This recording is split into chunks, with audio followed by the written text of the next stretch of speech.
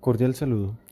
A continuación, quien les habla, Gustavo Alfonso Cifuentes Colorado, y mi compañera Andrea Catalina Valencia, les explicaremos el artículo Aplicación con un enfoque de difusividad efectiva para la predicción del contenido de humedad de los chips de tortilla durante el horneado. La secuencia de la exposición será la siguiente. Primero, introducción. Segundo, materiales y métodos. Tercero, análisis y resultados. Y por último, las conclusiones. La popularidad de los chips horneados ha aumentado debido a su bajo contenido de grasas y calorías. Entre las características organolépticas más importantes de este producto están el sabor y la textura. Por esta razón, es importante controlar el proceso, estableciendo parámetros de control que garanticen la óptima calidad del producto. El estudio decide realizar la medición del contenido de humedad debido a que éste repercute en otros parámetros tales como textura, fracturabilidad y dureza. Además, durante el horneado se producen cambios reológicos y estructurales dentro del producto, y el contenido de humedad durante estos cambios tiene un impacto muy importante en las propiedades finales de los alimentos. Durante el proceso se pueden producir la gelatinización del almidón, desnaturalización de proteínas y formación de compuestos aromáticos. Por esta razón se plantea el estudio con el propósito de optimizar el proceso, disminuyendo el gasto de energía y garantizando la calidad del producto.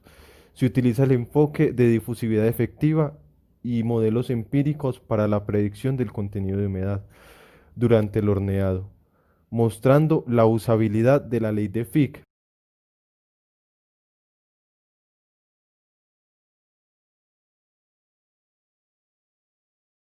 Materiales y métodos. Preparación y horneado de los chips de tortilla. Se mezcló la harina de maíz con agua en proporciones 1:1 durante 120 segundos.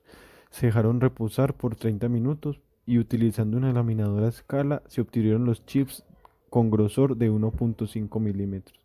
Se dejaron en el horno de carrete eléctrico y se enfriaron a temperatura ambiente con flujo de aire. Determinación del peso en forma continua. Se configuró el horno tal y como se muestra en la figura, utilizando cuatro temperaturas de horneado. Las muestras se colocaron en un sartén adjunto a una balanza, colocado en la parte superior del horno. Se midió el cambio en la masa hasta que ésta permaneció constante.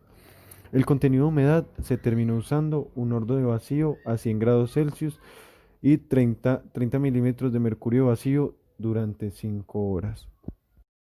Determinación del coeficiente de difusividad efectivo. El coeficiente de difusividad efectivo se determinó mediante una ecuación obtenida de la solución analítica de la ley de Fick, una regresión no lineal y utilizando el paquete de datos estadísticos SAS. Se asumió que había una dependencia tipo Arrhenius del coeficiente de difusividad con la temperatura de la muestra. En la ecuación se expresó el contenido de humedad en la superficie, debido al que el contenido de humedad en el equilibrio depende de las condiciones de temperatura y humedad circundantes, disminuye con un aumento en la temperatura y se acerca a cero más allá de 400 Kelvin, siendo la temperatura mínima de horneado 505 grados Celsius. Es razonable ignorar el contenido de humedad en la superficie. En la ecuación 2 podemos ver el término para el coeficiente de difusividad efectivo. En esta figura podemos observar la media de 3 repeticiones con los puntos negros rellenos. El contenido de humedad de las muestras disminuye lentamente al comienzo. Luego de pasados 30 segundos, la transferencia de humedad es rápida y se hace de manera lineal. La humedad se difunde de las muestras al medio ambiente a través de los poros. Los poros se llenaron de agua al principio del horneado y la difusión dominante fue la líquida. Después de que la temperatura del producto aumentó, tanto el líquido como el vapor estaban en los poros y ambos tipos de difusión ocurrieron al mismo tiempo. La difusividad del líquido puede estimarse en 1010 metros cúbicos sobre segundo, lo que coincide con la difusividad del líquido según los datos durante el horneado. En cambio, la del vapor está en un valor de magnitud de 106, lo cual no coincide con los datos. Los datos para la difusión de vapor no son los esperados, ya que se utilizó la ecuación de Knudsen asumiendo que la difusión solo era de vapor, donde es posible que haya presencia de un líquido en la interfaz vapor y la humedad se transfiere mediante una combinación de difusión de líquido y vapor. La difusividad efectiva de las muestras como función de la temperatura se puede observar en esta figura.